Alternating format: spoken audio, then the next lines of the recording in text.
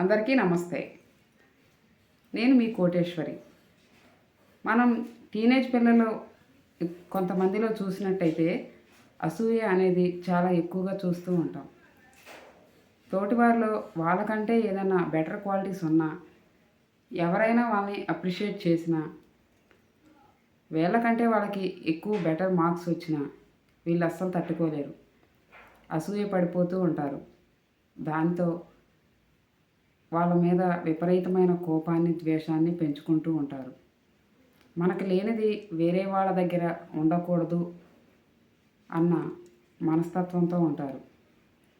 చాలామంది పేరెంట్స్ ఇది అబ్జర్వ్ చేసినప్పటికీ పిల్లలు ఎదిగిన తర్వాత మారతారు, అర్థం చేసుకుంటారు, చిన్న వయసు కదా ఇలానే ఉంటారు అనుకుంటారు. మీ పిల్లల్లో కూడా మీరు ఇటువంటి ప్రాబ్లమ్ని చూసి అలా మారతారు అనుకుంటే అది మీ పొరపాటే. ఈ వయసులో ఏదైతే వాళ్ళు పదే పదే వాళ్ళ లైఫ్లో రిపీట్ అవుతూ ఉంటుందో అది వాళ్ళతో పాటే పెరిగి పెద్దదవుతుంది. దాంతో ప్రాబ్లమ్స్ కూడా ఎక్కువైపోతాయి. టీనేజ్లో ఉన్నప్పుడు ఒకే ఇంట్లో ఉన్న ఇద్దరు సిస్టర్స్ అవ్వచ్చు, ఇద్దరు బ్రదర్స్ అవ్వచ్చు, సిస్టర్ అండ్ బ్రదర్ అవ్వచ్చు. ఇద్దరిలో ఒకరు ఎవరైనా బాగా చదివి ఇంట్లో వాళ్ళు ఆమె అప్రిషియేట్ చేస్తే వీళ్ళు అస్సలు తట్టుకోలేరు. ఆ అసూయని తట్టుకోలేక కోపంతో చేతికందిన వస్తువులు పగలగొడుతూ ఉంటారు. పేరెంట్స్ చిన్నపిల్లలన్న గారాబంతో సర్ది చెప్పడానికి చూస్తూ ఉంటారు. అలా చేయడం వల్ల పిల్లల్లో ఉన్న ఆ అలవాటు పోదు సరికదా. వాళ్ళ దగ్గర ఉన్న ఎవరికైనా మనం గిఫ్ట్ ఇచ్చినట్లయితే, ఎవరికైనా ఏదైనా ప్రజెంటేషన్ ఇచ్చినట్లయితే అది వీళ్ళకి కావాలి అని మారం చేస్తూ ఉంటారు. పక్క వాళ్ళ దగ్గర ఉన్న వస్తువుని తీసుకునేంత వరకు వీళ్ళు అసూయ పడుతూనే ఉంటారు.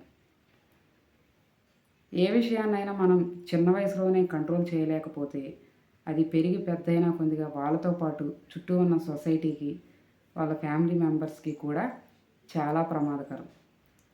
టీనేజ్లోనే ఇలా ఉంటే ఇక కాలేజ్ డేస్లోకి అడుగుపెట్టిన తరువాత వాళ్ళ ఫ్రెండ్స్ ఎవరైనా వీళ్ళకంటే అందంగా ఉన్నా, మంచి డ్రెస్ వేసుకున్నా, ఎక్కువ మార్కులు సాధించిన వీళ్ళు అస్సలు తట్టుకోలేరు. అసూయతో వాళ్ళ ఫ్రెండ్స్ మీద లేనిపోని రూమర్స్ క్రియేట్ చేసి 10 మందిలో వాళ్ళని ఇన్సల్ట్ చేస్తూ వాళ్ళని బాధ పెడుతూ ఉంటారు. ఇలా ఒక ఈ అసూయ అనేది ఒక శాడిజంగా మారిపోతుంది. ఇది ఇలా ఉంటే మరి వాళ్ళు ఇంకా ముందుకెళ్ళిన తర్వాత పెళ్ళై అత్తగారింట్లో అడుగుపెట్టిన తర్వాత ఇది ఇంకా దారుణంగా మారిపోతుంది. తన భర్త తల్లితో కొంచెం ప్రేమగా మాట్లాడిన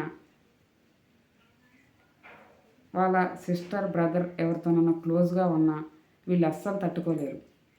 అసూయతో వాళ్ళని ఎలా దూరం చేయాలా అని ఆలోచిస్తూ ఉంటారు. వీళ్ళకి మనశ్శాంతి ఉండదు, ఆ ఫ్యామిలీ మెంబర్స్కి మనశ్శాంతి ఉండదు. అసూయ అనేది రాజుకున్న నిప్పు లాంటిది. అది పెరిగి పెరిగి పెరిగి వాళ్ళని దహించి వేస్తుంది. వాళ్ళ కుటుంబాన్ని, చుట్టూ ఉన్న వాళ్ళని కూడా ప్రమాదంలోకి నెట్టేస్తుంది.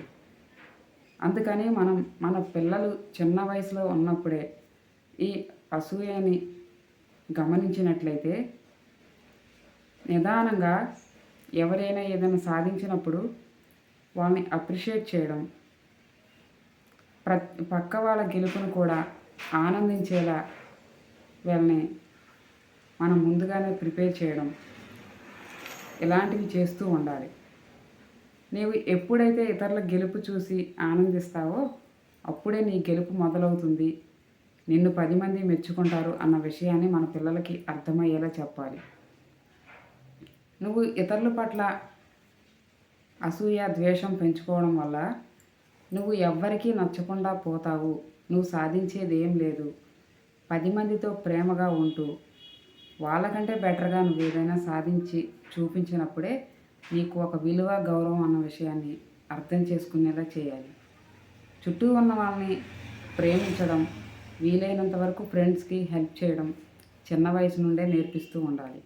ఫ్యామిలీ మెంబర్స్తో సరదాగా టైం స్పెండ్ చేయడం, సిస్టర్ బ్రదర్ ఇలా ఎవరైనా ఉంటే వాళ్ళకి ఏదైనా తెలియని విషయాలు హెల్ప్ చేయడం నేర్పిస్తూ ఉండాలి. మనం చిన్న వయసులోనే ఏదైనా సరే కంట్రోల్ చేయగలిగితే మన పిల్లలతో పాటు తోటి పిల్లలు కూడా ఇబ్బంది పడకుండా ఉంటారు. మరి నా వీడియో మీకు నచ్చినట్టయితే తప్పకుండా ఒక లైక్ చేయండి. మన ఛానల్ని సబ్స్క్రైబ్ చేసుకోండి.